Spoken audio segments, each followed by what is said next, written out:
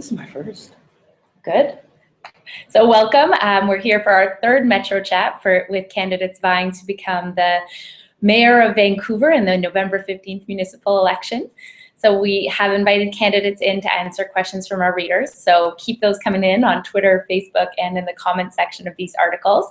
And next up, we have Meena Wong, who is running for mayor for the Coalition of Progressive Electors, better known as COPE to most people. Welcome. Thank you. Yeah. Nice to meet everybody here. So Meena, we'll jump right into it. You've already made quite a stir with a few of your promises. Yeah, apparently I have the best media exposure and earned media right now. Well, that would be for your promise to tax owners of vacant condos. Can you explain a little about why you would tax owners of vacant condos and how exactly would you do that? Well, right now, I think a lot of people live in Vancouver are aware that we are having a housing crisis, basically, on affordability.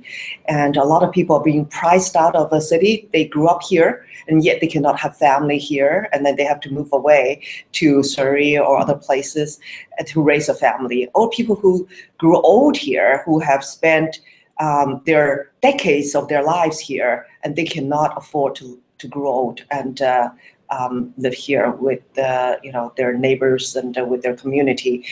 They're being basically priced out, and the property, because the price of the value of their property have gone up so much that the property tax has gone up as well. So many of them cannot afford to pay it, or property owners in retail stores that they cannot afford to raise rent on their good tenants because they want to retain them. And so they have to absorb the increased property tax. So you would tax people who aren't in the condos, who aren't living there? Well, what we say is that now we have almost a zero availability of rental units in Vancouver. And so if people, and then we look at places like Yaletown and downtown area, Cole Harbor, that some of these places have a 1/4 of the property. It's vacant. And we also know in certain part of Vancouver that they have a whole street, like in the west side, I was told that a street of 10 single family homes, 7 are empty. And so when we look at that, we also looked at vacant lots. One is just across from City Hall and one across from Oak Ridge Mall. And these are waste of resources that we could have used. So what I want to do is we want to give, already if your owner tenant live in your property, you get a tax benefit, right, a grant. And what we want to do is, as a city, if you rent your property out, we want to give you can rent it out. And that's what we try to do, encourage you. But if you can afford to leave it empty and not to generate any revenue from your property, and if you it sits there for over a year, then you can afford to pay more to help us, the city, build more affordable social housing. So that, on the topic of social housing, that comes to a question from our readers. They say that the downtown east side is infamous for its mental health issues, drug issues, poverty issues.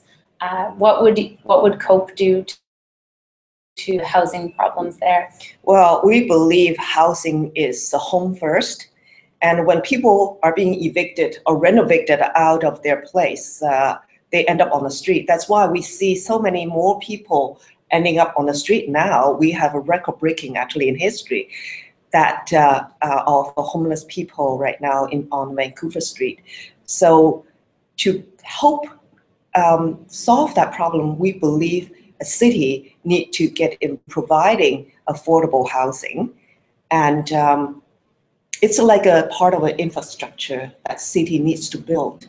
In certain cities in the world, like Hong Kong, where I have lived, 48% of the housing is built by government, and part of it is for sale, for ownership by first-time house buyers, and then part of it, portion of it is for rental, affordable rental. Now, when I talk about affordable rental, I'm not talking about $1,800 a month rent.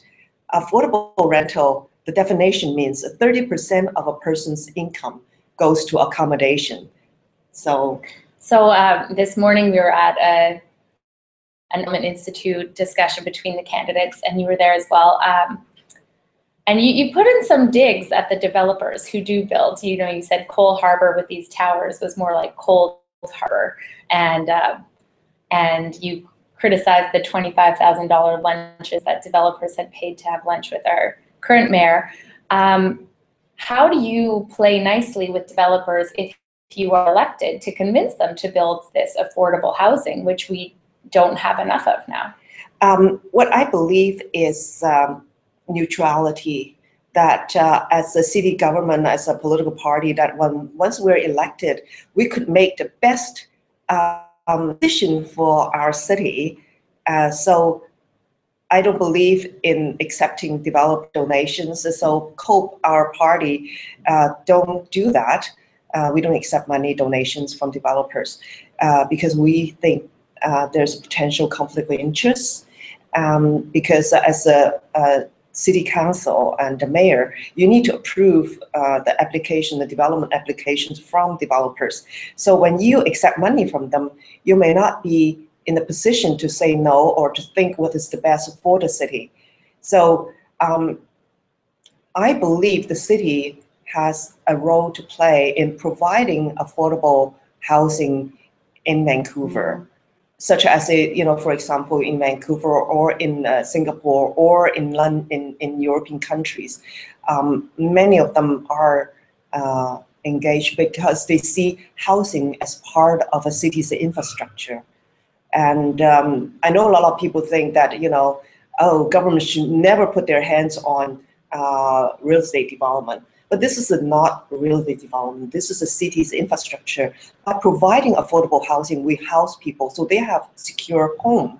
Then we can deal with their mental health issues. We can deal with poverty.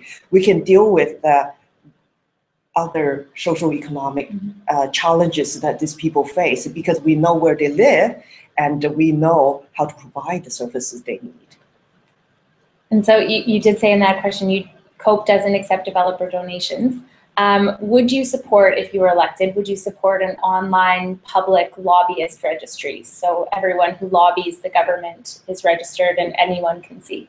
Of course, we want to have a more transparent, we want a more accountable government, we want a more open, easier, accessible government.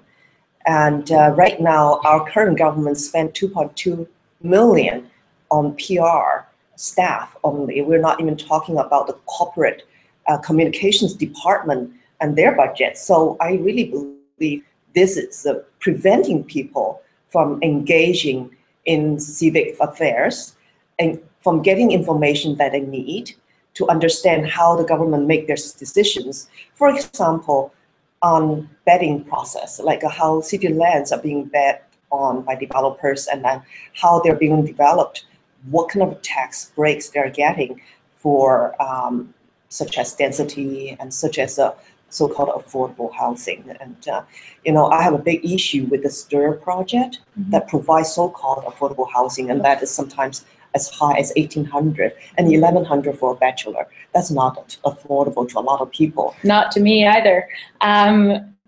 So that, again, that brings to another question from a reader. You said people aren't engaged. How do you convince people to vote in this election if they're not engaged? And specifically, how do you convince them to vote for COPE, which was once the dominant civic party, but it was all but wiped out? Just one seat was won in the last election. Well, I have to ask voters to, first, they have to have an issue that connect with them. And I think my issue of charging the duty on vacant properties somehow have connected with a lot of Vancouverites. And they feel in our city, this housing crisis, yet we have empty vacant properties sitting there and not being utilized. So as a government, I want to see those properties being fully utilized. If I can encourage them, always believe in the carrots and stick kind of approach. You know, I give you carrots, but if you don't go, you know, take my carrots, then I'll hit you with a stick. Well, and that's our 10-minute chat right there, which is crazy. That went by very fast. But I just want to say thank you so much for coming in and speaking to us and speaking to the readers. And it's my pleasure. Great. And if you guys could keep sending those questions, they're great questions, and we really appreciate it. So thanks again, Meena. Thank you. Yeah.